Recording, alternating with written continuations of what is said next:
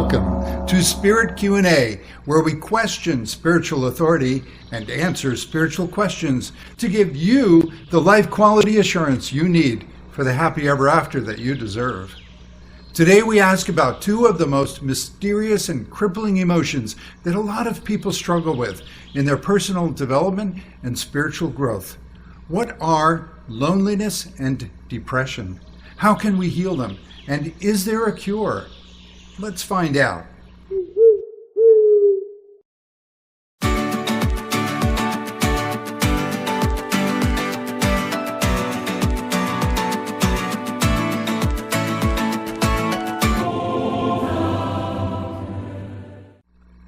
Hi, my name is Carl Johann Schroeder. I'm a spiritual teacher and a life coach, and I am fascinated by the development of consciousness, and especially with regard to emotions, which are often so misunderstood by our culture, such that we are taught many ways to work with our emotions that are not functional and lead us into dead ends of growth, which frankly are often intentional in what I call the domination culture. But we don't have to get paranoid anymore. Just because, yes, there was a system of thought and beliefs which led us to be personally powerless, and therefore people could tell us what to do, where we try to earn back our deserving that we always had, but we were never taught how to use. Just because of all of that, we don't have to be stuck anymore. We can move ahead. Today, I want to talk about depression and loneliness, two very important, almost I would say pivotal emotions to understand and work with personally. They are going to open you up to your uniqueness, your identity in the universe. And that is what the old domination culture was suppressing. But again, we don't have to be paranoid. We can move forward because that is our destiny, to move forward, to become free, to become amazing, happy creators in the universe. That is more than just a predestined design or anything. That is actively happening. You have a higher self. You have greater parts of your consciousness and being that are actively planning for your happiness, that are guiding you every step of the way, that are whispering solutions to you if you only learn to listen. Well, when you don't listen, you get into the dysfunctional emotions such as loneliness and depression. But we're going to talk about how all emotions are positive if you know how to work with them. Emotions are actually feedback from your soul. Your soul is your living, loving part of the living, loving universe. See, you are actually the entire universe experiencing itself through your unique position, through your identity. The universe is looking out from you, and the universe loves to grow. Believe me, you are totally supported for your growth, for your happiness, for your development. You just need to get to know who you are. That's why the ancient maxim, know thyself, on the Temple of Apollo in Delphi, Greece. Knowing yourself is the most amazing thing there is, and there is no end to it, because you are getting to know the universe as your intimate co-creative partner that is you. You become more and more of it, as opposed to perhaps classical religion that taught you that there's a higher being, there are higher powers, but you're quite subservient to them, that you don't actually see and work with them on the same level. Well, a lot of the contrasts and conflicts of life are actually resolved by understanding a bigger picture, a bigger framework in which a little bit of everything is true. So what is true about classical religion is that, yes, there is a human being who cannot understand the world very well, cannot see ahead, and really needs to call upon some higher divine being to guide them. But that higher divine being isn't like some puppet master pulling the strings, and therefore you get all these different, frankly offensive theologies and mythologies about these boastful, abusive, violent gods that want to play around with human dramas. Forget all of that. Okay, that kind of negative stuff, that is what we call the negative ego. There's a lot of talk of how the ego is something bad. Well, the positive ego is wonderful. The positive ego is your human self. Your human self that you live within, that you are often so aligned with that you may forget for a moment that you are a higher spiritual being having a human experience.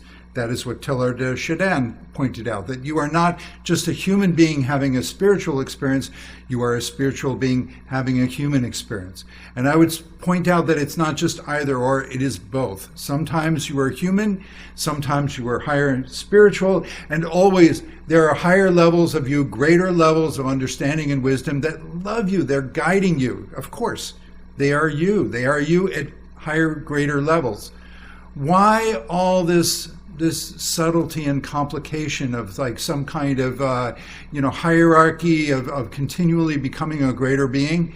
Because all time is simultaneous. This is what Einstein discovered over a century ago, and what mystics have frankly been talking about for millennia, is that somehow you need to get used to everything being here now. What you are sequencing in your mind through time and space is your particular story, your narrative, your journey of becoming all that is, and not just becoming an all that is that other people showed you and told you, but discovering your own way of doing it. You do it your way, and your way is beautiful, because all human beings deep down, they are designed to want happiness. They are designed to want to receive and give love. They just need to learn how to do that. And the way we learn how to do that is to be a little bit human inside of the simulation. Yes, life is a simulation. There's a layer of beliefs, and within those beliefs, we incarnate a bit of ourselves, and we become a human being who needs to be guided. As a human being, you are finely tuned to really, really enjoy and savor the moment. You know how good it feels when you have something wonderful planned and you can just relax and go with the flow. Oh my gosh, it's so wonderful. But then as soon as you wonder, like, well, that moment is over, what's the next thing to do?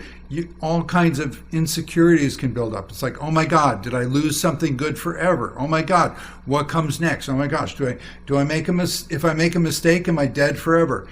And that is where the negativity comes in. That is where the negative ego comes in.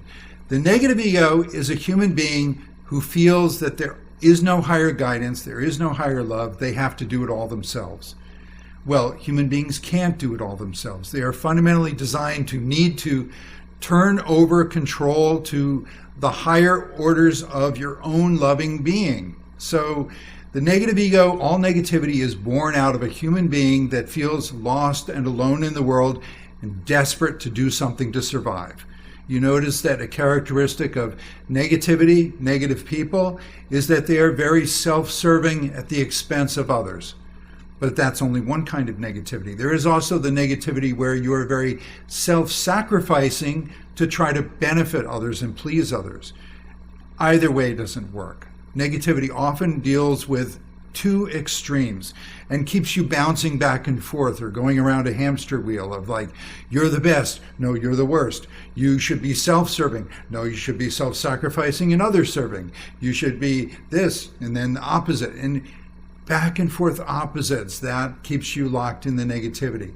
A higher order of understanding is required so that you can appreciate wherever your current position is, that is what you're good at doing. And beyond that, let yourself be loved. Let yourself be loved by your own greater being, your own higher being in a real spiritual world that is above the belief system layer, up here, or, it's all metaphors, directional metaphors, in here.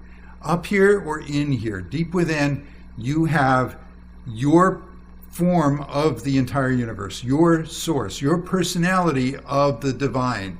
God, more than God, God is creator, great spirit, all that is. So we want to talk about depression and loneliness, because I find these two emotions really fascinating. So first of all, the point is that these are two emotions that people get really scared of and they run away from, which only makes it more dysfunctional. One of the things that the domination culture has taught us is to lock in certain definitions of, well, everything, but certain inflexible definitions of the emotions. So there are the happy emotions. Well, get as many of those as you can, and that's when people become addicted to something that made them a little happy. Like, this comforts me, this soothes me, I think I'll just do this. So they would just try to be happy and joyful and all the time, and you burn out. Change is a natural part of the system. Things will change, but change can be your friend.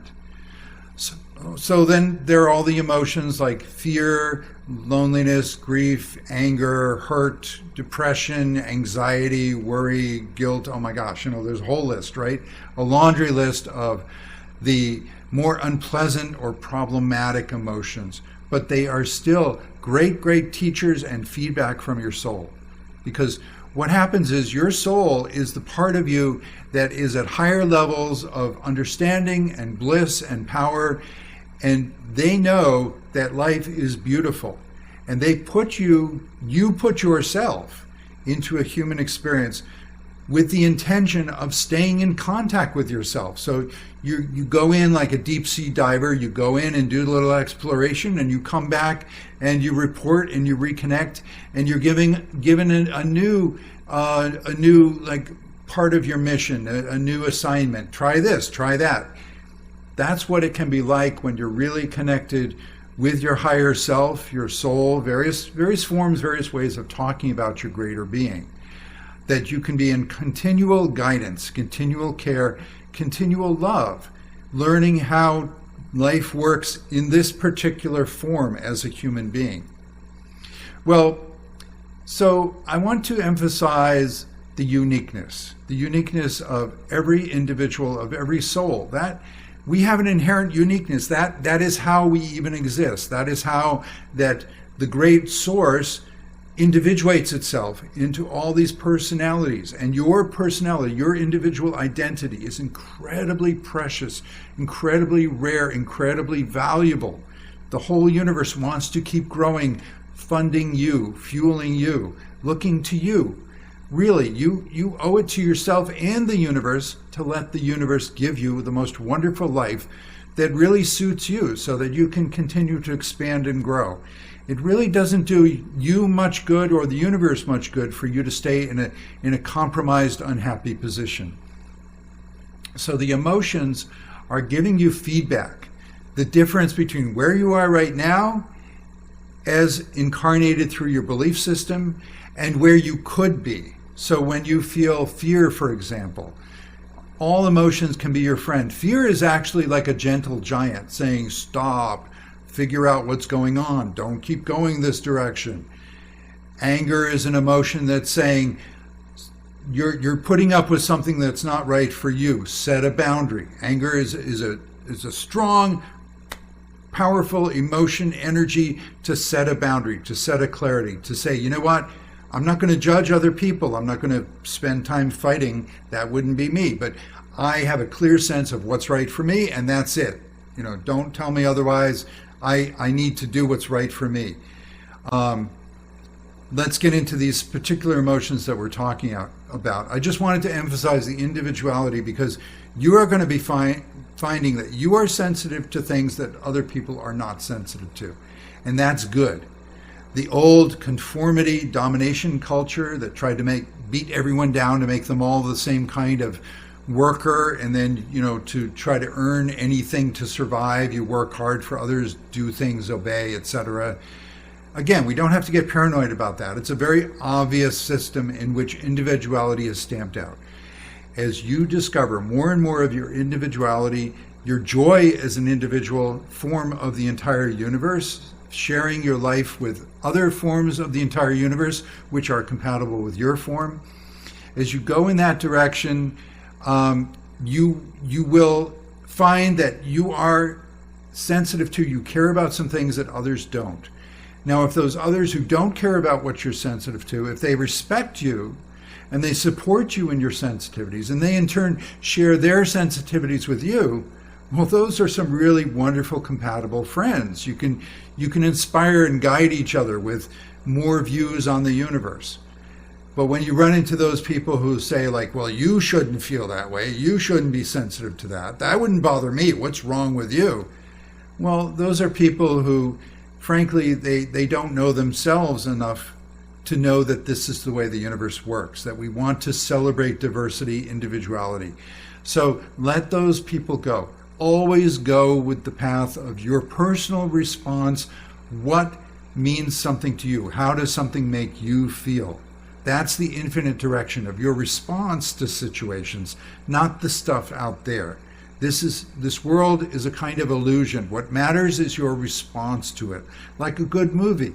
You don't think that the movie on the TV or the screen is so real that you can jump into it, but you do think this movie could really move me. It could really generate some feelings and ideas which really matter to me. It's the personal response that matters. So the things that you make you lonely or depressed may not be what other people are lonely or depressed from, but what matters is you.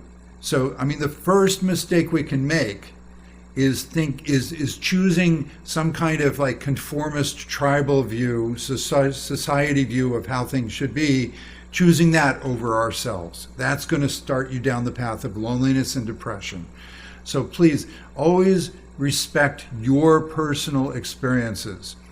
So let's get into loneliness and depression, not feeling it, but having a liberating view on it with regard to other emotions. I want to mention that my approach to emotions is to understand in general categories where they come from, very functional. There are a lot of really interesting different kinds of ways of categorizing emotions. Spiritual teacher Abraham Hicks has what's called an emotion scale. Lazarus, another spiritual teacher, has the tiers, T-I-E-R-S, of emotion. There are various systems that basically categorize emotions from like what you can intuitively sense are like high vibration emotions like love and joy and excitement, all the way down through like conflicted emotions of, anger and so on, and then down into like sadness and depression and, just feeling hopeless. Those would be the sort of lowest energy vibration. So yeah, you can try laying things out in this continuum, and I've seen people like assign numbers. It's like, fear is this frequency and this frequency, and I just find that's you're losing too much in the detail. You're getting too lost in the details there. What really matters is how you work with emotions. So the general sense of, yes, some emotions are higher energy than others, and therefore when you resolve and release some of the lower energy emotions, you can expect to bubble up into some of the higher energy emotions. So for example, like a lot of times when people release different kinds of guilt or depression or anxiety, they release it, they suddenly find themselves feeling very angry. Good. Don't stay there. Don't get stuck there, but good, because it's showing that you're starting to assert yourself. You want to be able to assert your identity, but not by any force, not by any domination culture, but assert your identity just by like, hey, I know who I am. I know who I am, and that is the source of my continual joy, and I will share it with you and help you discover more of who you are, if you like. If you don't like, then we probably just have to part ways. I wish you well. So I will have a more functional, simplified approach to categorizing emotions than, say, these other people or then there's the psychiatrist David Hawkins. He has what he calls a map of consciousness, which is, again, kind of this scale. Another influential psychologist, Plutchik, has a wheel of emotions, which is a whole, pizza pie or something. It's like, gives you lots of ideas of how emotions might have, find distinctions and how they might relate to each other. But one of the problems with these linear scales of which are the lower number of emotions and which are the higher number of emotions, I've seen where people aren't sure where to put fear. I've seen fear be kind of high, and I've seen be placed very low. Again, it's kind of showing you it really matters what kind of emotion you have in your particular life and which direction you're going with it. So this is why, let me get into my diagram here, which I'm going to show you how I generally categorize emotions and where depression and loneliness fit in, and why I see those as two very kind of deeply pivotal emotions. And I'll be honest, I'll give a little shout out right now to like anxiety. As you process more of your really stuck, crippling, paralyzing emotions, often what happens is more anxiety comes up. Anxiety is, again, another emotion on that path of individuating, of discovering who you are. People who feel a lot of anxiety, it has to do with they're terribly afraid of what are going to be the consequences of them individuating. It's like, I'm standing up for myself. Oh no, am I going to fail? Am I going to be rejected and humiliated? Am I going to have more problems down the way? Maybe I should have stayed, in my closet, stayed quiet. It's like, no, when in doubt, choose yourself. Keep going with the individuation. And just as much as you can, appreciate that anxiety is showing you more of the conflicts that you need to work out. In general, my approach to emotions is feel them. Feel it to heal it, okay? Let me just say briefly, before I do my little diagram, I really like what I call emotion meditations. Set a timer for 20 minutes, feel a feeling, and any associated thoughts, because thoughts and feelings, they do go hand in hand. You think something and then you feel what it's like to be in that, and then you have more thoughts. They go back and forth. 20 minutes is a really ideal amount of time. Spiritual teacher Lazarus, he helped me a lot in my 20s, and he talked about this.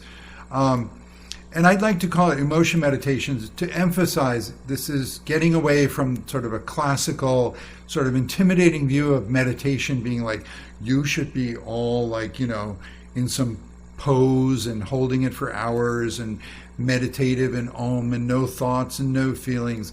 Okay, that is a state that you may get to. A lot of these, it's a materialistic approach to spirituality where a lot of the symptoms of being like at peace and advanced and healthy on the spiritual path are given as orders, like you should do this, rather than saying like, oh, when you experience this naturally your own way, in your own context, on your own journey, that's a really good sign. That's what it's really about. It's a lot of things are just signs on the path. You're putting together your story, and you know best how things are going to fit in sequence. So 20-minute emotion meditations. At the end of 20 minutes, try to wring yourself out, squeeze yourself out like a tube of toothpaste. And at the end of 20 minutes, and keeping yourself safe, of course, you can rage and all, but you're doing this, in a private space. You're not running out and shooting people or whatever. At the end of 20 minutes, you let it go. You've basically satisfied your curiosity as a creator. I got myself into this mess. I need to feel what it feels like. Now I can, I got some space to step back as a consciousness. Now I can observe. At the end of 20 minutes, do something self-comforting, something sweet and healthy and gentle, like sing a song, pet a pet, take a walk, eat a snack that's relatively healthy, whatever. I mean, just do something comforting. What you're doing there is you're asserting your creator power. I was a creation for 20 minutes. I just thrashed through the mess I got myself into. Now I'm a creator. I prefer something lovely, something enjoyable.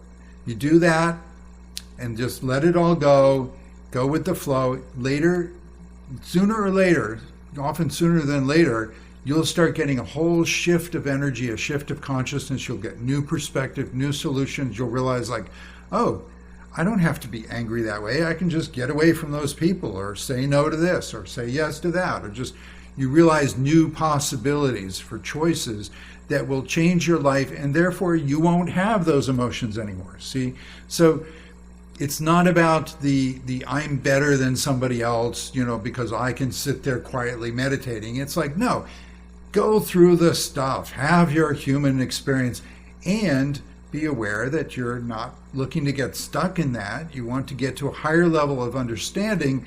So then when you go back into your human experience, you make some key choices, and now it's even better. Because, as I said, all human beings are designed to want happy, healthy lives. They just don't know how to do it. You're designed for what you want, and you can enjoy it, but to get it, you need to work with higher levels of your consciousness, and that keeps you cycling and moving through these growth stages, becoming more and more of the universe. As I mentioned, all time is simultaneous. That means that little old me and God, are two versions of a greater me. How do I become it? It's like, how do you become your own future self? All the time travel paradoxes, make you kind of scared of like, oh my God, what if I go back in time and I mess something up and I never will have done this? It's like, no, it's more like shifting around a cloth, okay, a fabric. It's like you're not gonna rip it. You're just shifting it so that it fits better on your body. You're looking for a good fit. That's what healthy beliefs are, and healthy beliefs and choices. It's a good fit of clothing on your human being, so that you can move around and have a happy life. You don't want to be like in some kind of medieval hair suit. They actually would suffer like these horrible, itchy, scratchy things just to prove, I don't know, I don't even understand some of the mentalities of like, I'm going to prove how much I love God by torturing myself and not complaining. I don't know.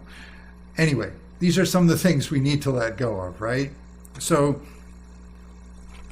let's get into a little bit of design here. I like a good illustration. So my students in my classes, they've seen this many times. Here's the earth. Here's your human being on the earth. Smile. And here's the source, visualized as above here, above you, but really it's all around you and within you. We're just laying things out, okay? And your soul is, we see it like a circle within the greater circle. Really, it is the entire circle.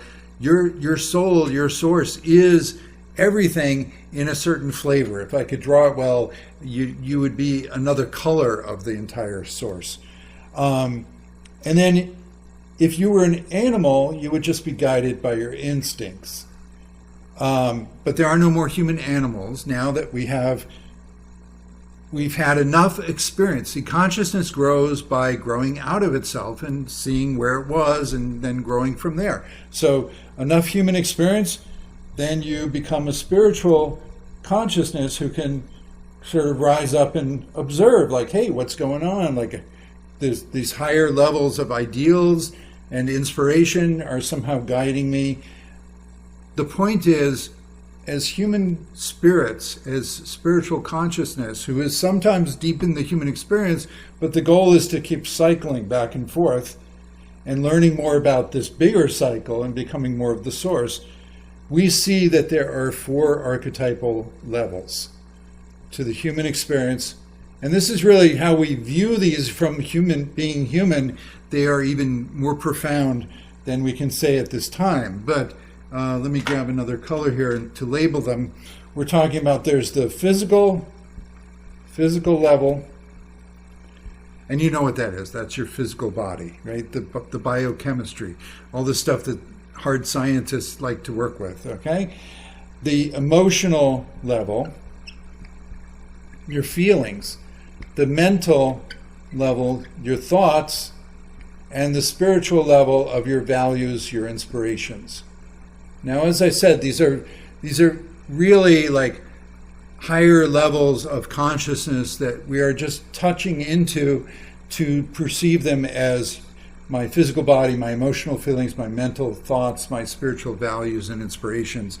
But I mean, it gets into like, the physical plane is the physical plane, but the emotional, I like to be very relatable. Everybody can relate to these terms, but the emotional, they also call it the astral plane. Some call it like the template reality, because that's the level of the afterlife, of dreams, of where you manifest from, the template for your health and happiness. And then the mental level where we can relate to having thoughts. Really, this is a level of what's it been called? The causal plane. This is a high spiritual level where your beliefs are, where your belief systems, and where a lot of the gods and goddesses of religions and major lifestyles are all tapping into this level. And then the spiritual level, that's your soul. That's your your personal soul. As I said, soul, there's a greater sense of soul up here. But these 4 levels, see, I like to be very, very practical. You know, the emotion scales, like I said, like, long lists and like which ones have which frequency. I like to just very generally categorize. So the emotional experiences you will have, in terms of the dysfunctions, that something's off, something needs changing. What needs changing are beliefs that you can tune into at the mental level by the recurring thoughts and your worldviews. And then you have feelings that come from what you think and believe, and then that results in what you can do or can't do in your physical body, right?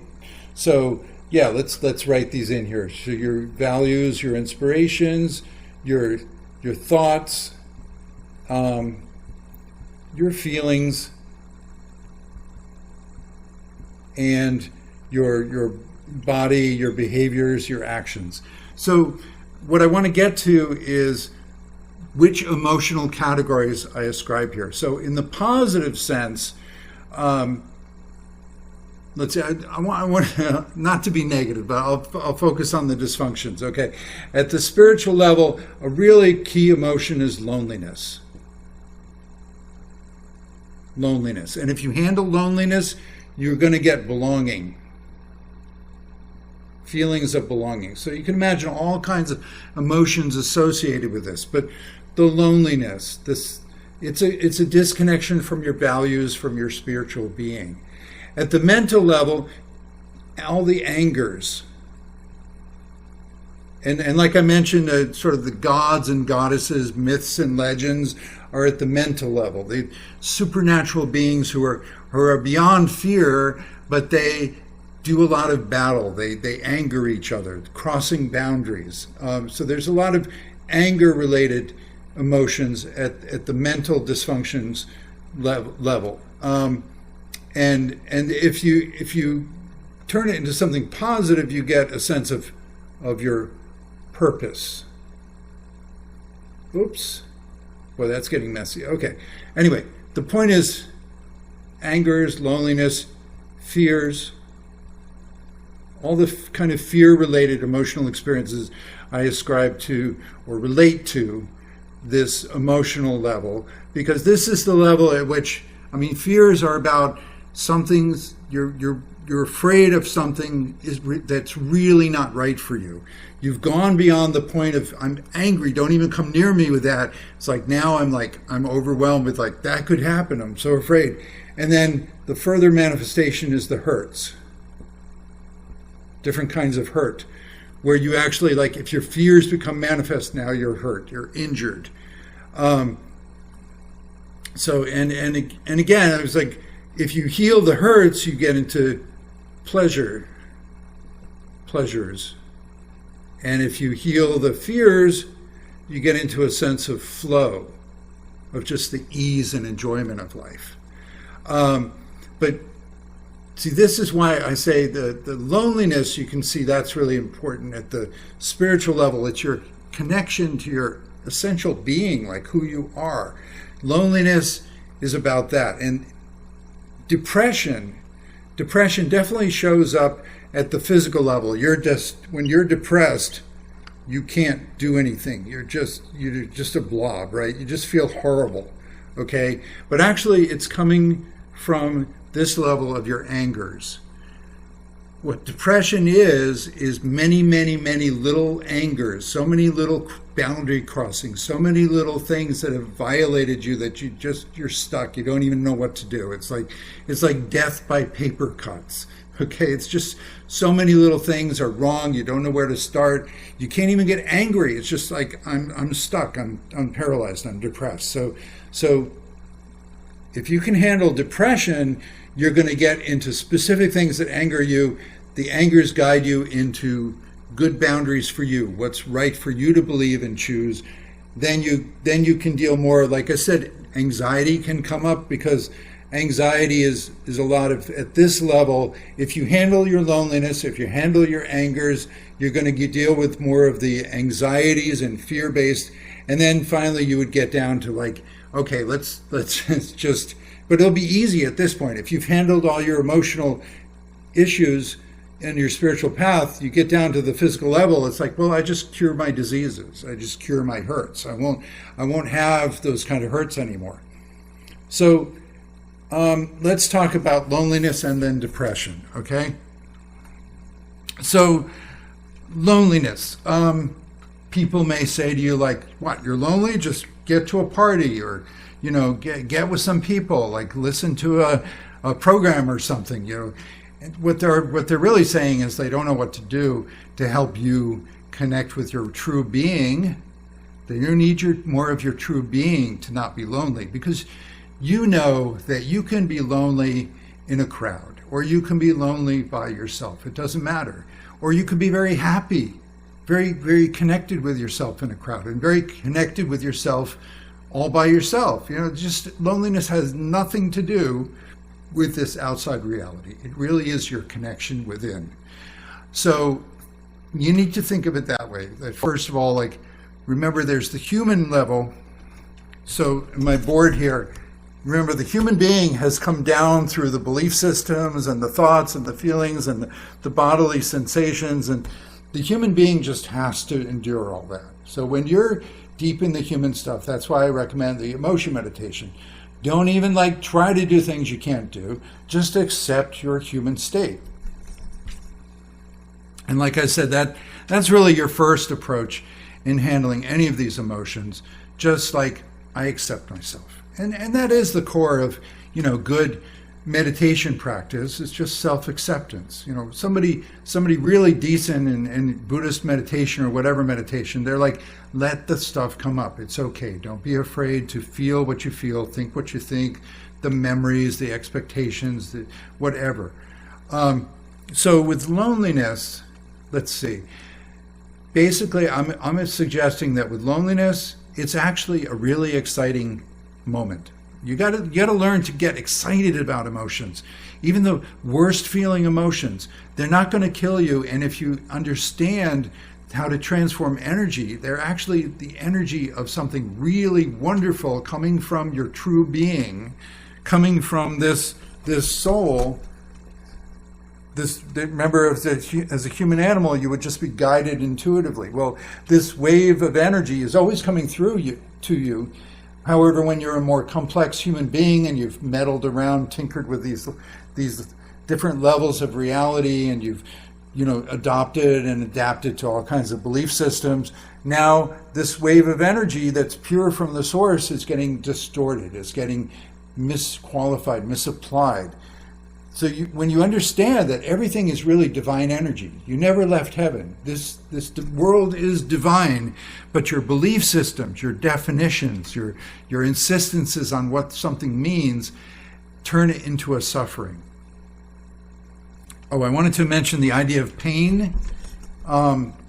Pain is even more general than this. Pain is a separation from what you long for, what you need. So you can have spiritual pain of a meaningless life when people have a midlife crisis. Well, you can have mental pain with recurring, disturbing, upsetting thoughts. You can have emotional pain of feelings of like, oh my God, you've rejected me. I'm all alone.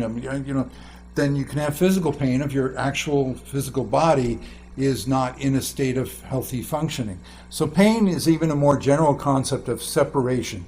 So loneliness is a kind of spiritual pain.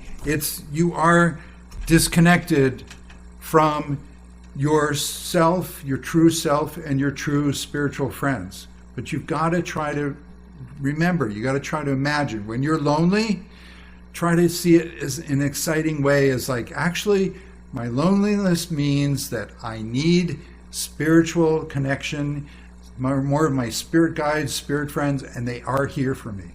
A part of me is sensing that all of the spiritual guidance, friendship, support, companionship, comfort is here for me, but my beliefs are forcing me to look in the wrong direction.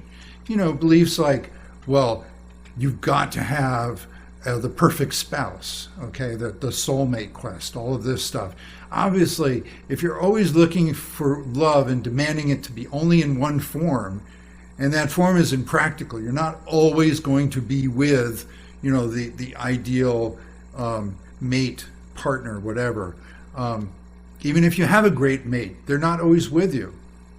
If you demand that love can only be with that person, you're going to be missing out on the love that is there for you, and probably get into a lot of loneliness. And that's where a lot of people experience loneliness. Like, oh my God, if I just had somebody to share this moment with, I've just had somebody to share my life with. Well, you do. Like, in the real world, you are surrounded by all kinds of spirit friends. And when I say spirit friends, okay, they are not nebulous energy forms, okay? What it actually means to perceive a spirit friend is that they are solid, physical, totally, absolutely in their own reality. You're in your reality. You're making a kind of subtle sensing psychic connection to another reality. And that you may perceive as sort of like a ghostly image or a spirit or a meditation or whatever. They are totally solid and real. They think you're the ghost. They think you're the spirit. It's like, we just need to get together more. So spiritual senses, don't despair. Like, the human being can be so quick to give up on it. It's like, well, you tell me there's an afterlife, but I'm human. I want something physical, something solid. It's like, yeah, they are totally physical and solid in their own world, okay? You just have more of a distance to cross. So when you're lonely, try to remind yourself, okay, as a human being, I'm wanting, some sort of connection, some comfort, and the best thing I can think of is like a soulmate, or, my favorite pet or friend that I miss, or something like that. Okay, well, that's the best your human being can come up with. Fine. Let that image be lovely and fun, but let it go to realize, actually, everything I need is right here. I've got spirit friends around me. I've got connections to other worlds. They're right here. I'm just looking in the wrong direction. And what's making me look in the wrong direction are my limiting beliefs. Really solid, stultifying, like rigidifying, like paralyzing beliefs that force me to look and think only in a certain direction, and then I see nothing there and I feel nothing there. You got to loosen up. So that really the cure for loneliness is that you get used to this world being a kind of illusion, a kind of dance of relationships, and it's the relationships that really matter. So let me give you a couple of examples. I remember, like, when was this? In my 40s. Yeah, in my 40s. Okay, I had gone through a divorce, and I was like picking up the pieces of my life, and I had custody of my two boys, and I was taking them to a party, an adult party actually, but an adult party that would be child friendly. They were like I don't know, maybe 7, 8 years old, something like that. So I'm taking them, and I'm feeling really happy, really good. It's like, oh my God, look at me! I've got my life together, and I'm going to this party, and just people are looking forward to meeting my kids, and I was just really happy. And then all of a sudden, I got hit with this belief, this definition that, like, if I'm so happy, I should have a partner to share this with. And suddenly I realized, like, no matter how happy I am, my ideal partner will never have been here. I will never have shared this moment with the ideal partner that I hope to meet someday. Even if I meet her, she will never have been here. Well, the best I can do is tell a story. And I just plunged into despair and loneliness.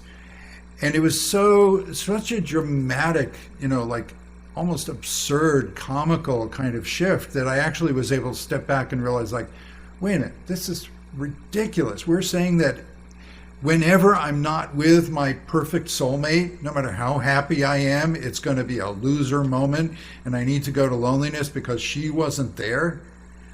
That's crazy making. And so then I just told myself, you know what? She is here. I have a really great soulmate connection, and She is subtly, energetically here, and we can sense each other, and she is sharing this moment. And there are other levels of me that are sharing this moment. There's a whole crowd of my best friends, my best companions, who are all here to share this moment. And I'm the only one who's like hiding my head in a bag or something while they're all saying, like, you know, we love you, we love you. If you can try to hold images like that, you can turn loneliness around brilliantly and amazingly. Fast forward a few years later, you know, I'm starting to like date, and I'm being very flexible though. You know, on the dating scene, I am meeting fascinating people, but I've learned by now, don't hold certain expectations. Just be delighted by what comes up. And I remember, like, you know, meeting some really nice, wonderful people, you know, go on a date, whatever. I remember one in particular, this woman and I, we went to a party, and we had a good time, and we're getting to know each other and everything, and we had driven there separately. So then I drive home, and I utterly crashed, realizing, like, you know what, that was a really nice time with a female friend, and she's not like the one. I don't know if there ever is the one. Well, there probably is, but at some spiritual level. But the point is, like, I could feel it. Like, the way to really enjoy the day, to really savor it, is to appreciate it's a level of friendship, and that's it. And I crashed so hard. I was lonely. I was despairing. I was crying. And then I just kind of resolved, you know, the next time I have a really good date, sort of a near miss, you know, somebody is really nice, you're really in the right ballpark, and we're still not going to stay together. We're just going to be friends. Like, I'm not going to react the same way. So the next time, I remember I had this date with this woman who it was so amazing. It was a new energetic experience for me. If you're open, if you keep growing, you will meet new experiences. This woman, we had different vocabularies, but we had fundamentally been through deep healing experiences. We deeply shared an understanding of things like, you know, the abuse and traumas of life, and how to heal yourself and express yourself and accept yourself, and the kinds of, the healing that we go through. It was really fascinating. We hung out for hours on a park bench, just sharing stories that we could get at a deep emotional level, and just be like, yeah, you get it, you did it. Many people have not healed that, and you did, you got it. But I also noted throughout the date that we really had some very different vocabularies based on some very different priorities in life, different soul missions, different identities, different personalities of what we really want to do in our lives. And when I wanted to talk about things that were more spiritual, she'd kind of drop off with that, and she'd get into like some other vocabulary that had to do with like her art and being a librarian and so on. And it's just like, you know, we could totally respect each other and really connect at this deep level of two people who have healed themselves through a lot in life. But at the end of the day, I was like, you know, just, we're not going to get together again. That was a fantastic first and only date, and then we'll just be acquaintances. So I went home and I was like, okay, I can feel it. I can feel it. Like a near miss. I'm going to crash, and I don't want to crash. What do I do? What do I do? You know, and it just, I was thinking, like, there are all these things I wanted to say to that person, but I couldn't say them. I knew that she wouldn't relate. And there were all these things I wanted to hear her say to me, you know, appreciating that and sharing this, that I knew that she wasn't going to say. And that was the gap. There was a gap between the date and what I wished had happened. My spirit partner, I realize now, like, a lot of the deep soulmate feelings I've had in my life are from an actual being who I haven't met physically. I don't know if I will or haven't, but if I will or won't, but our relationship is so satisfying. We connect in meditations, we connect energetically, emotionally, most all the time. You know, we can talk to each other in our head. I meet her in dreams, lucid dreams. It's amazing. She just came into my head and she said, why don't you talk to me and tell me all the things that you wished you could have told that person on your date, and speak for me all the things that you wished you had heard, because I will be saying them and you'll be speaking them for me. So I'm like, okay. I try it. I'm like, this seems a little artificial. Am I just comforting myself? But then before I knew it, I went into such ecstasy. Oh my God. See, when you get into like these really amazing energetic states and emotions, you can't fake it. You know, or maybe if you're a really good actor, you can turn on the tears or whatever, but really feeling it spontaneously, that's how you know it's real. Okay, I didn't make this up. This is happening.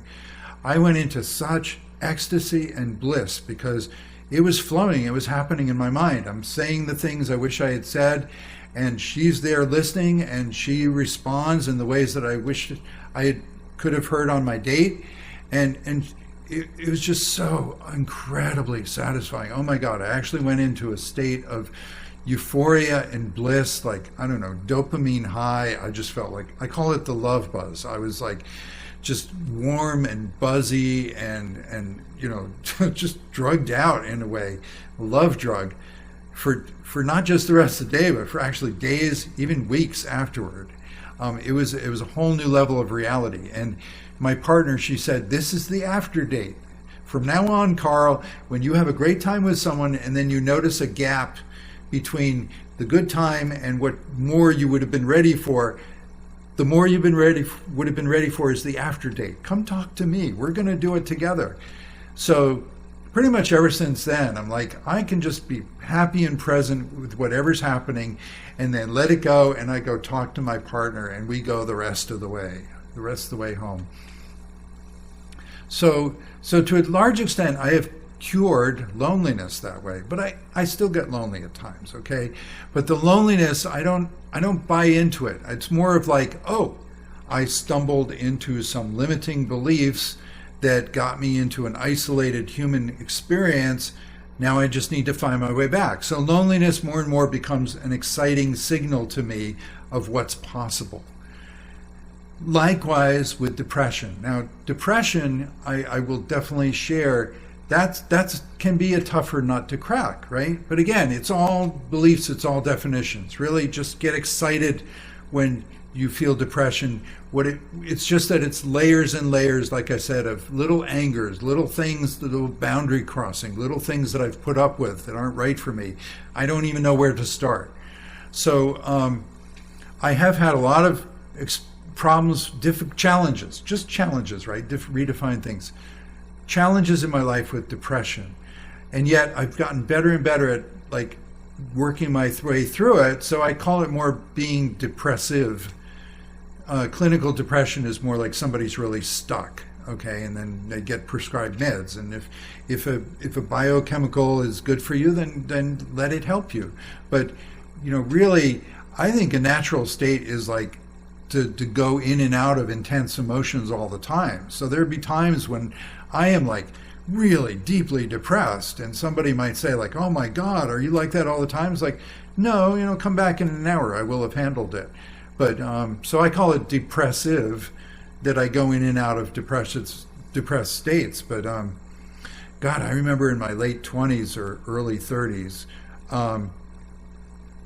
I spent an entire half a year crippled with depression. Basically, it was all I could do to get myself to work, get myself on the bus, get into Boston, do a day's work, get home, walk in the door.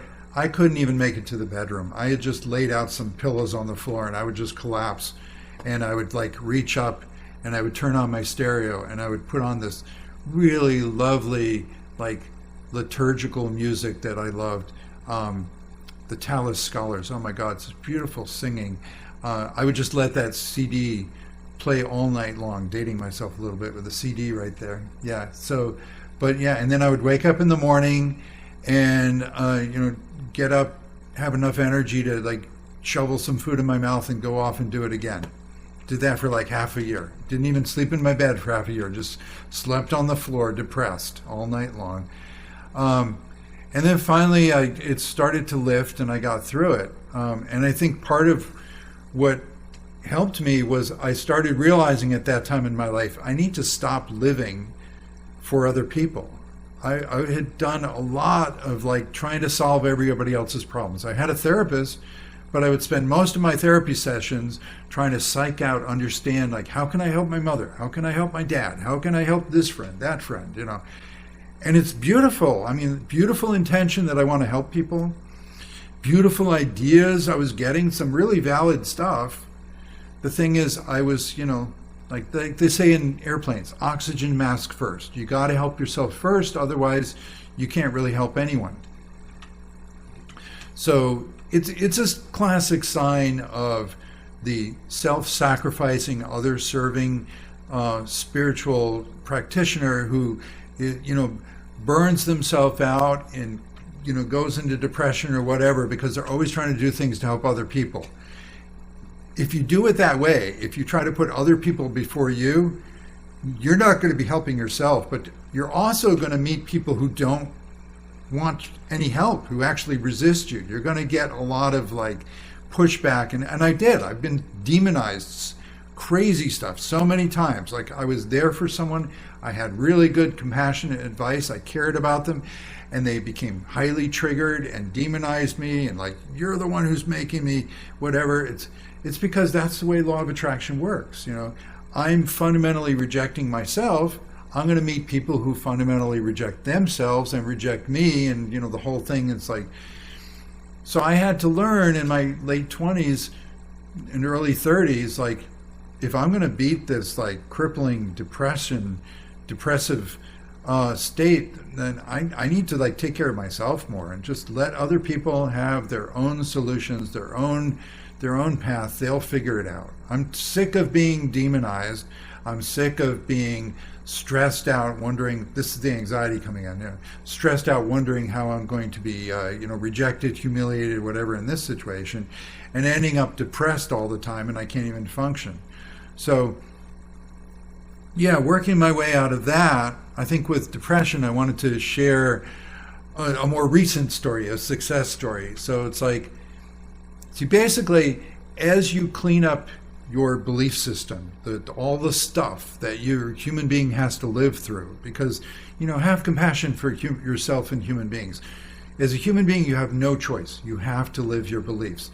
As a spiritual being who accepts, embraces your human experience, and then is able to sometimes rise above, then you can get a sense of the beliefs and where you have some choice points.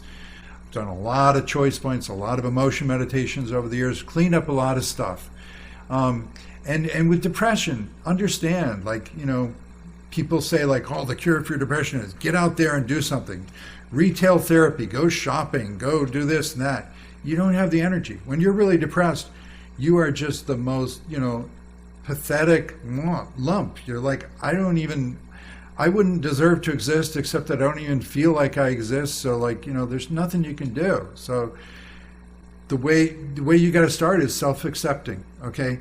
In some ways, loneliness is a dysfunction of being. You're not being connected to your spirit friends, your soul family. And depression is a dysfunction of doing. You can't do anything. So don't do anything. Just be. What am I good at doing when I'm depressed? Nothing except being depressed. Okay, then be depressed. Do a 20-minute emotion meditation. Feel the depression. Feel just how much oblivion, how much, emptiness, foggy, dull, nothingness you feel, just how worthless and whatever. Just feel it. Don't worry, it won't be true. You're not actually, don't worry. You do have a higher being. You're just out of touch with it. So there have been many, many times that I get into depression and just be I'm going to have to do the 20 minutes of this. And then at the end of 20 minutes, I take a nap. A lot of times, depressed, get deep rest. Deep rest was a slogan I would hear in my head for, a long time. And only recently I heard Jim Carrey said his spiritual coach tells him the same thing. Depressed, get deep rest. So a lot of times just a nap, just sleep it off, okay? With the intention of I embraced myself, I accepted myself, it's okay to be depressed, take a nap, I hope I'll feel a little better when I wake up, and you often do. But just kind of crawl yourself out of that hole. Remember, it's depression is many, many layers of beliefs that aren't right for you, and you don't even know where to start. So just you're under the weight, under the burden of this. Which reminds me of teacher Lazarus, he recommends some kind of visualization where you see and feel yourself under the burden, under the weight of sandbags or something, and then just like poke a hole in the sandbag and just imagine the sand draining out, because you somehow got to relieve like all this burden that you've taken on so that you're paralyzed. You can't even move, you're stuck. What I would find is I didn't have the energy to visualize a sandbag on me. I was just like, I just need to feel depressed. But like I said, I've gotten better at all these things. So only a couple weeks ago, or a month ago, I was working on one of my projects, and I hit some resistance, any kind of resistance. Like, I would love to do this, but I can't. What's wrong with me? Okay, back up. Nothing's wrong with you. You're just trying to do something through a filter of some negative belief. Nobody could function with that belief. Don't be hard on yourself. Just figure out what the belief is to change. So I'm working on something. I was excited, and then all of a sudden I got depressed. And no energy, no motivation. What happened? And I was like, and I was just like, sort of, okay, I don't think I need to do a full emotion meditation. I've done a lot of those. Let me just sort of be with myself, accept myself in a sort of a gentle inquiry, asking like, what is it? What is the dysfunctional belief I have? And then it just dawned on me. It's like, I'm actually not willing to do my project because I'm waiting for somebody who's really good at making money in the domination culture, some powerful business figure who does things that I wouldn't do, who makes a lot of money. I'm waiting for somebody to fund me to do this project, which is about how the domination culture is zero value, like a dead end. And it's like the loop, the absurdity of it. When you see the absurdity of some of these false beliefs you have, that's when you know, like, I busted it. That is so freaking ridiculous. That would never work. Forget it. You don't have to work hard to let go of an absurd belief. Remember, your human being is designed to seek happiness within the belief system. So when you, with your spiritual awareness, bust open a belief, it's like, this is impossible, contradictory, doesn't work, then your human being is like, oh yeah, it doesn't work. I don't have to do that anymore. So what came to me when I realized, like, here I am, the absurdity, the impossibility, the contradiction, the paradox of like, I'm waiting for somebody from the domination culture to invest in me to explain to them how the domination culture is worthless. I'm waiting for rich people to fund me to tell them how worthless they are, and not as human beings, but their riches, ill-gained riches, whatever. It's like, I just sort of popped out of it. And it's like, oh, I just want to do my projects. This is my path to success, to do what I do for the joy of it from my soul. So, if you get funding from somebody, great, but like, yeah, and then it came to me, like, I remembered all kinds of situations when I would have a coaching client I had one who was quite wealthy, and I was like, oh, I've struck it rich. And then it turned out like this coaching client really just wanted to throw money at me to fix their problems for them. Like, yeah, it doesn't work that way. And when I explained, like, I'm not going to fix your problems for you, I'm going to give you tools, they run away. It's like a good example. There's the domination culture. Domination is all about, like, I don't want to do the work. I don't want to really grow. I just want to force, brutalize, overpower somebody else with my powers, with my strength, with my wealth, whatever, and you'll do it for me. Like, nobody can do it for you. It doesn't work. So yeah, I've broken out of depression, depressive cycles, just getting better and better at picking out, realizing, like, being receptive to my higher self guiding me to absurd, contradictory beliefs that don't work, and they fall apart, they bust, and then you start flowing, because you do have what I call the essential service, what spiritual teacher Bashara calls your energy signature, various things. Basically, you have your energy, your thriving true being, your true self, and that is always present, always there. See, I like to call it the essential service because it's an energy you always have. and everybody has their different own energy. So an example I like to say is, somebody who's a natural born comic. People, they just walk into the room and everybody like lightens up and loosens up. Yay, they're here. They're going to say, it doesn't even matter what they say, just the way they say it, the way they are, it just loosens everybody up. We all want to laugh. It's like natural born comic.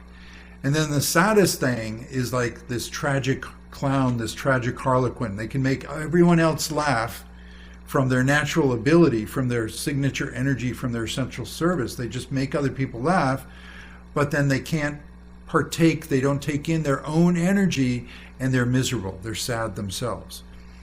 That's what's happened with a lot of us, maybe everyone, is that the negative beliefs close you off from your own divine energy. So even if other people can feel it and they give you compliments, it's like, oh, you are so inspiring, you're so creative, you're so this, you're so that, and you're like, I don't feel it. Like, in my better moments, I know I do stuff, but, like, I don't feel it. Like, that's why it's hard to take compliments sometimes, because people are responding in some way to your natural energy, but you're separated from it because of the negative beliefs. So I think I've said about all I wanted to say.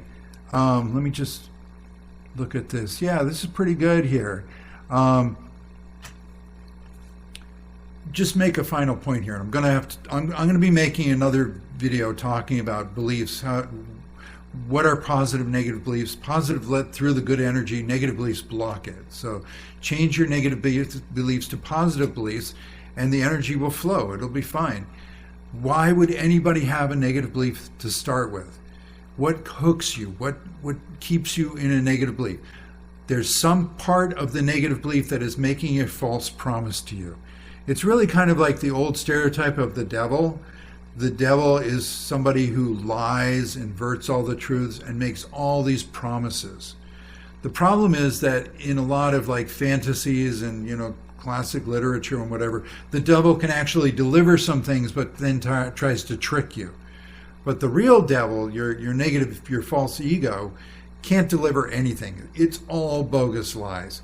But you buy the lies. Where do you buy into it? Where do you wish it was true? Where do you wish that shortcut was true? That's what you're buying into.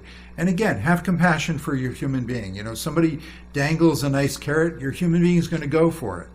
You as the spiritual being need to, at a higher level of having felt your human being enough to step back, you say like, oh, that's a false carrot. That's never going to work. Hey, human being, let's bust this open.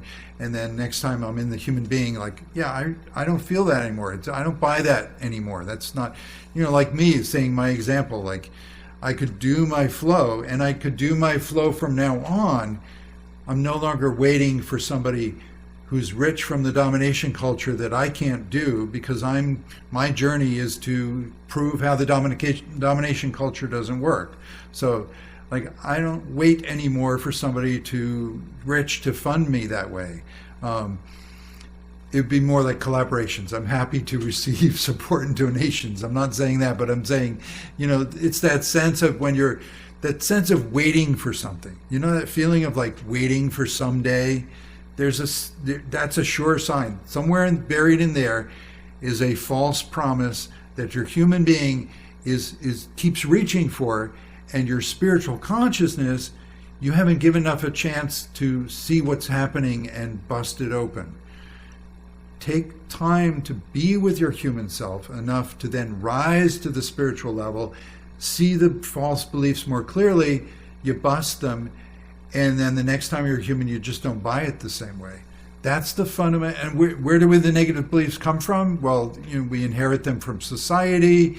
Some of them we try on because at an even deeper level, we want to learn about how to heal that kind of thing. Like I said, this gets back to essential service, your divine personality, what you came to the earth to do.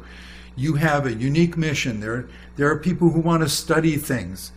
I've spent actually much of my life and many of my lifetimes, I remember other lifetimes, going way deeper, way longer with dysfunctional relationships and negative thinking and knowing like this is dysfunctional. I don't believe this crap. But stringing myself along because my nature, my essential service. I help people get back to the source. I help people like empower themselves once and for all. You will understand this. You don't need to keep going to the doctor or healer every time. You will get it. You will understand it and take care of it yourself. For me to do that, I had to study a lot of things, like a doctor who studies a lot of diseases. I was studying a lot of dysfunctions.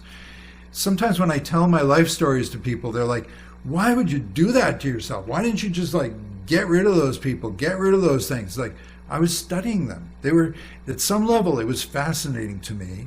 And also at some level, I was aware that I was like suffering as a human being, but I was trying to like take care of myself enough that I wasn't just running away and missing my spiritual lessons. I wanted to stay and go through stuff. So you do get better at hanging in there and going through stuff that you realize, I can't just drop this. This has to do with me wanting to master this for my spiritual gifts, what I want to do for the earth, what I want to do for humanity.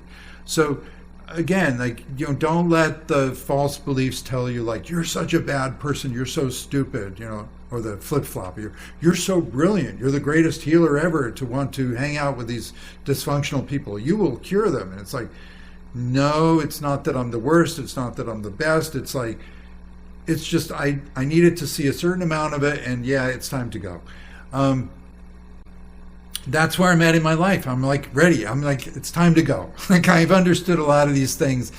I try to share personal stories along with the theory, and it's time to go. And it's time for you to go. You listen to my stuff, you realize it's time for you to master your journey, your lessons, and you'll be golden. From now on, that's why I wear this goldenrod colored t-shirt from the Boston Mineral Club. I was the president of the Boston Mineral Club back in Boston years ago.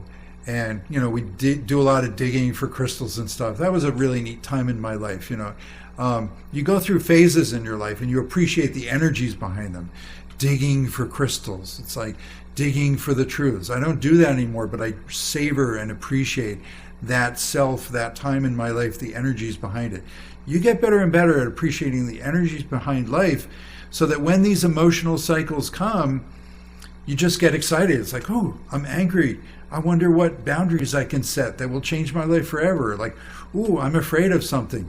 That means that there's something else I should be doing instead of this thing that's wrong for me that would hurt me. So that's why I'm afraid of it. It's like, oh, I wonder what's good for me. And like, oh, I'm lonely. How exciting. I wonder who's really here for me. And I just need to like change my attitude, my beliefs a little bit to perceive them, to let them in. It's like, ooh, I'm depressed. Well, depression is a tough one to get excited about, right? But even then, it's like, ooh, this won't last. This isn't the way it really is.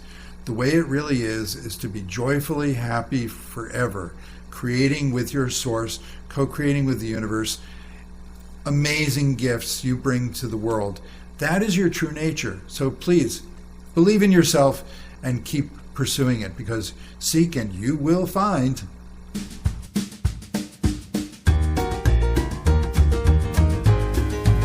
Are you having fun? I'm having fun. Are you having fun? I'm having fun. That is a safe bet channeling. Everybody's having fun.